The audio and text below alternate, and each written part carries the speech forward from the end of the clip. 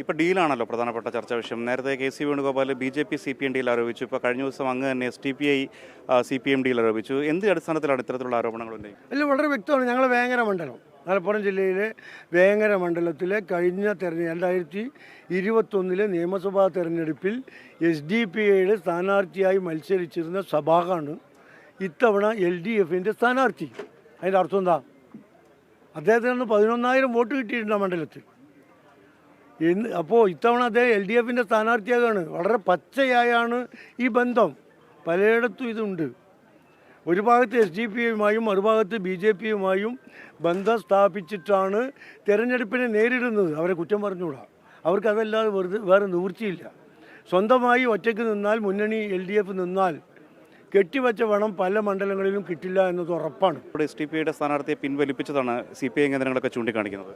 അല്ല, ഞങ്ങൾ സ്ഥാനാർത്ഥി ആവാനും പറഞ്ഞിട്ടില്ല, പിൻവലിക്കാനും പറഞ്ഞിട്ടില്ല. BJPയെ ജയിപ്പിക്കാനുള്ള കുൽസിത ശ്രമമാണ് എന്ന് വ്യാപകമായ പ്രചാരണം ഉണ്ടായി കേരളത്തിൽ. സത്യമാണ് താനും.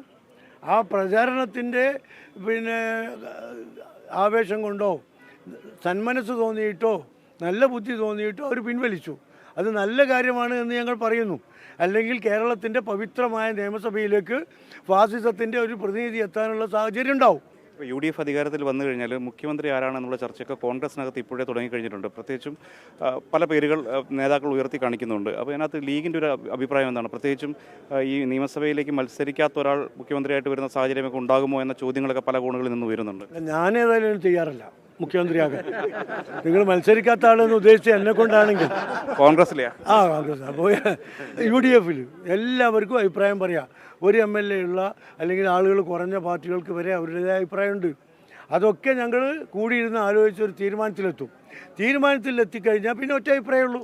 അതുവരെ എല്ലാവർക്കും അഭിപ്രായം പറയാം. പക്ഷെ അത് പറയേണ്ട വേദികളിലേ പറയാൻ പാടുള്ളൂ എന്ന് ലീഗുകാരോടും മറ്റ് ഘടകകക്ഷികളോടും ഞങ്ങൾ വളരെ സ്ട്രോങ് ആയിട്ട് പറഞ്ഞിട്ടുണ്ട്. അതിൻ്റെ ഗുണമുണ്ടായിട്ടുണ്ട്. എത്ര സീറ്റ് കിട്ടുമെന്നാണ് പ്രതീക്ഷിക്കുന്നത്?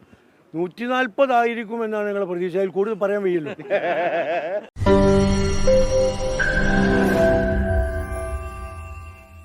ലോകത്തെവിടെയായാലും ഏത് സമയത്തും 24 വാർത്തകളും ഓഗ്മെന്റഡ് റിയാലിറ്റി പാക്കേജുകളും എക്സ്പ്ലെയിനറുകളും വിശദമായി കാണാൻ ഞങ്ങളുടെ YouTube ചാനൽ നിങ്ങൾക്ക് സബ്സ്ക്രൈബ് ചെയ്യാം.